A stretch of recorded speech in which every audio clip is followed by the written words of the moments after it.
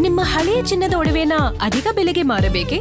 ಆಟಿಕಾಗೆ ಕಾಲ್ ಮಾಡಿ 8880 Attica gold company. ರಾಜ್ಯದಲ್ಲಿ lottery ಮಾರಾಟಕ್ಕೆ ಈ ಹಿಂದೆ ನಿಷೇಧ ಹೇರಲಾಗಿತ್ತು. ಹೀಗಿದ್ರೂ ಅಕ್ರಮವಾಗಿ ಲಾಟರಿ ಟಿಕೆಟ್ಗಳ ಮಾರಾಟ ಮಾತ್ರ ಎಗ್ಗಿಲ್ಲದೆ ನಡೀತಿದೆ. ನೆರೆಯ ಕೇರಳದಿಂದ ಅಕ್ರಮವಾಗಿ ಟಿಕೆಟ್ಗಳನ್ನು ತರಿಸಲಾಗುತ್ತಿದ್ದು, ಇದಕ್ಕೆ ಬ್ರೇಕ್ ಹಾಕಬೇಕು ಅನ್ನೋ ಕೂಗು ಕೇಳಿ ಬರ್ತಿದೆ. ಇದರ ನಡುವೆನೇ ಸಿಎಂಗೆ 2 ವಿನೂತನ ಬಗೆಯ ಬೇಡಿಕೆಯನ್ನ ರಾಜ್ಯ ಲಾಟರಿ ಮಾಲೀಕರ ಸಂಘ ಮಾಡಿದೆ. ಲಾಟರಿ ಟಿಕೆಟ್ ಮಾರಾಟದ ಹಾಟ್ಸ್ಪಾಟ್ ಆಯ್ತಾ ಮಂಡ್ಯ ಜಿಲ್ಲೆ? ಕೇರಳಂ ರಾಜ್ಯದ ಲಾಟರಿ ಟಿಕೆಟ್ ಕರ್ನಾಟಕದಲ್ಲಿ ಅಕ್ರಮ ಮಾರಾಟ. ಲಾಟರಿ ಸಚಿವರನ್ನು ಮಾಡಿ ರಾಜ್ಯದಲ್ಲೂ ಮಾರಾಟಕ್ಕೆ ಅವಕಾಶಕ್ಕೆ ಮನವಿ.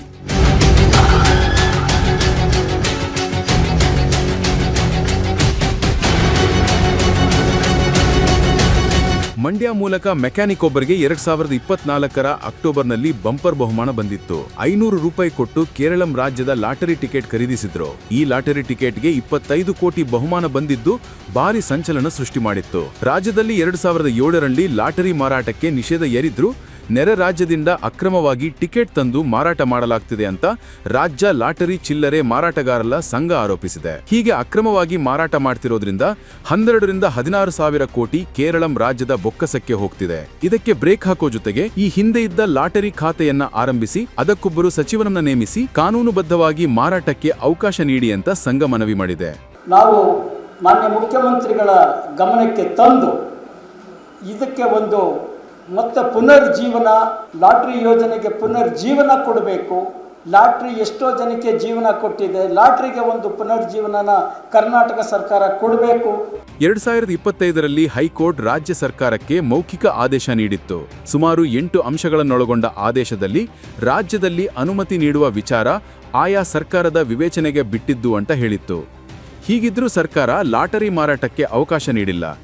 ಈ ಹಿಂದೆ ಎಂಎಸ್ಐಎಲ್ ಮೂಲಕ ಲಾಟರಿ ಅಧಿಕೃತವಾಗಿ ಮಾರಾಟ ಮಾಡಲಾಗ್ತಿತ್ತು. ಅದೇ ಮಾದರಿಯಲ್ಲಿ ಅವಕಾಶ ಕೊಡುವ ಜೊತೆಗೆ ಲಾಟರಿ ಖಾತೆ, ಲಾಟರಿ ಸಚಿವರನ್ನ ನೇಮಕ ಮಾಡಿ ಅಂತ ಕೋರಿಕೊಂಡಿದೆ. ಬರೇ ಕಾನೂನುಬದ್ಧ, ನಾನು ಹೇಳ್ತಲ್ಲ, ನ್ಯಾಯಬದ್ಧವಾದಂತ ಲಾಟರಿ ರೆಗ್ಯುಲೇಷನ್ ಆಕ್ಟ್ ಪ್ರಕಾರ ಹೋದ್ರೆ ಇಲ್ಲಿ ಈ ಸೈಂಟಿಫಿಕಲಿನೂ ಅದು ವ್ಯಸನ ಆಗಲ್ಲ. ಅಲ್ಲೇನಾಗುತ್ತೆ, 6 ತಿಂಗಳಿಗೆ 1 ವರ್ಷಕ್ಕೆ 6 ಡ್ರಾ, ಅದು ಬಂಪರ್ ಪ್ರೈಸು, 1 ವಾರಕ್ಕೆ 1 ಡ್ರಾ. ಈ ರೀತಿ ಬರೋ ದುಡ್ಡುಗಳೆಲ್ಲ ಲೆಕ್ಕಾಚಾರದ ಸರ್ಕಾರದ ಆಧೀನದಲ್ಲೇ ಇರುತ್ತೆ. ವ್ಯಸನಕ್ಕೀಡಾಗೋದಕ್ಕೆ ಜನಗಳಿಗೆ ಅವಕಾಶನೇ ಇರೋಲ್ಲ. ಈಗ ಆನ್ಲೈನ್ ಗೇಮ್ ಹೆಂಗೆ ಒಂದ್ಸಲಿ ಫೋನ್ ಇಟ್ಕೊಂಡು ಹೆಂಗೆ ಆಡ್ತಾರೆ, ಆ ರೀತಿಯಿಂದ ಇದರಲ್ಲಿ ಏನು ಬರಲ್ಲ. ಒಂದು ಲಾಟ್ರಿ ಏನಿರುತ್ತೆ ಸರ್ಕಾರ ನಡೆಸುತ್ತೆ, ಇಷ್ಟ ಇದ್ದವ್ರು ತಗೊಳ್ತಾರೆ, ಕಷ್ಟ ಇದ್ದವ್ರು ಬೀಳ್ತಾರೆ. ಯಾಕೆಂದ್ರೆ ಇದರಲ್ಲಿ ಸ್ಪೆಷಲ್ ಅಟ್ರಾಕ್ಷನ್ ಏನಿರಲ್ಲ. ಹಾಗಿದ್ದಾಗ್ಯೂ ಸಹ ಸರ್ಕಾರಕ್ಕೆ ಸಾವಿರಾರು ಕೋಟಿ ನ್ಯಾಯಬದ್ಧವಾದ ಅದು ಲಾಟ್ರಿ ಮಂತ್ರಿಗಳು ಬಂದಾಗ ಪರಿಶೀಲನೆ ಮಾಡಿದ್ರೆ ಇಲ್ಲ, ಹಿಂದೆ ಇತ್ತದು ಸಣ್ಣ ಉಳಿತಾಯ ಮತ್ತು ಲಾಟ್ರಿ. ನಮ್ಮ ವೀರಣ್ಣವರು ಅಂತ ಹೇಳಿ ನಮ್ಮ ಜಿಲ್ಲೆಯವರು, ಅವರೇ ಮಂತ್ರಿಗಳಿದ್ರು. ಅವರು ಈಗ ಯಾರೋ ಸಣ್ಣ ಉಳಿತಾಯಕ್ಕೆ ಯಾರು ಬರ್ತಾರೆ ನೋಡೋಣ.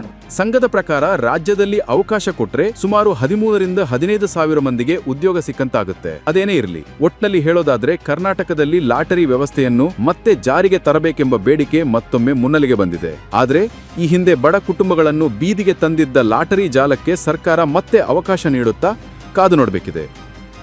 Ullas S Kiruvase, guarantee news, Bengaluru.